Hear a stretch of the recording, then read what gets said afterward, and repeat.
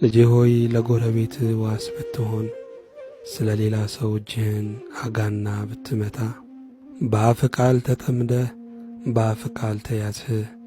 ልጄ ሆይ ይህንን አድርግ፣ ራስንም አድን። በጎረቤትህ እጅ ወድቀሃልና ፈጥነህ ሂድ፣ ጎረቤትህንም ነዝንዘው። ለዓይንህ እንቅልፍን ለሽፋሽፍቶችህም እንጉልቻን አትስጥ። እንደ ሚዳቋ ከአዳኝ እጅ እንደ ወፍም ከአጥማጅ እጅ ትድን ዘንድ አንተ ታካች ወደ ገብረ ጉንዳል ሂድ። መንገዷንም ተመልክተ ጠቢብ ሁን። አለቃና አዛዥ ገዢም ሳይኖራት መብሏንም በበጋ ታሰናዳለች፣ መኖዋንም በመከር ትሰበስባለች። አንተ ታካች እስከ መቼ ትተኛለህ? ከእንቅልፍስ መቼ ትነሳለህ? ጥቂት ትተኛለህ፣ ጥቂት ታንቀላፋለህ። ትተኛም ዘንድ ጥቂት እጅህን ታጥፋለህ።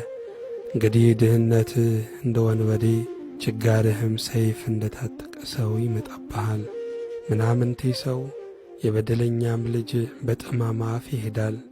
በዓይኑ ይጠቅሳል፣ በእግሩ ይናገራል፣ መጣቱ ያስተምራል። ጠማማነት በልቡ አለ። ሁልጊዜም ክፋትን ያስባል፣ ጠብንም ይዘራል። ስለዚህ ጥፋቱ ድንገት ይደርስበታል፣ ድንገት ይደቅቃል፣ ፈውስም ከቶ የለውም።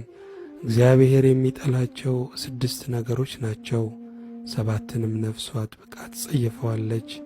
ትዕቢተኛ ዓይን፣ ሐሰተኛ ምላስ፣ ንጹሕን ደም የምታፈስ እጅ፣ ክፉ ሐሳብን የሚያበቅል ልብ፣ ወደ ክፉ የምትሮጥ እግር፣ በሐሰት የሚናገር ሐሰተኛ ምስክር፣ በወንድማማች መካከል ጠብን የሚዘራ። ልጄ ሆይ የአባትህን ትእዛዝ ጠብቅ፣ የእናትንም ሕግ አትተው።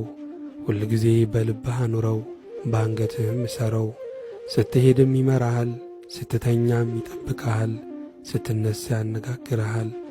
ትእዛዝ መብራት ሕግም ብርሃን ነውና፣ የተግሣጽም ዘለፋ የሕይወት መንገድ ነውና። ከክፉ ሴት ትጠብቅህ ዘንድ ከሌላይቱም ሴት ምላስ ጥፍጥነት።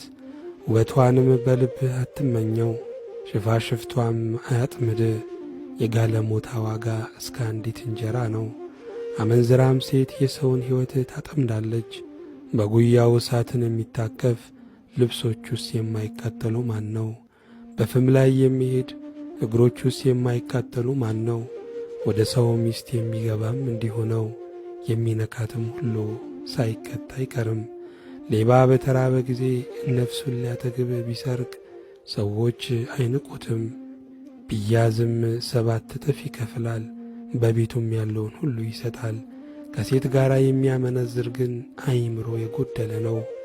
ቁስልንና ውርደትን ያገኛል፣ ስድቡም አይደመሰስም።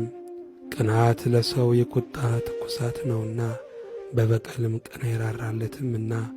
እርሱም ምንም ካሳ አይቀበልም፣ ስጦታም ብታበዛለት አይታረቅም። ምስጋና ለእግዚአብሔር ይሁን።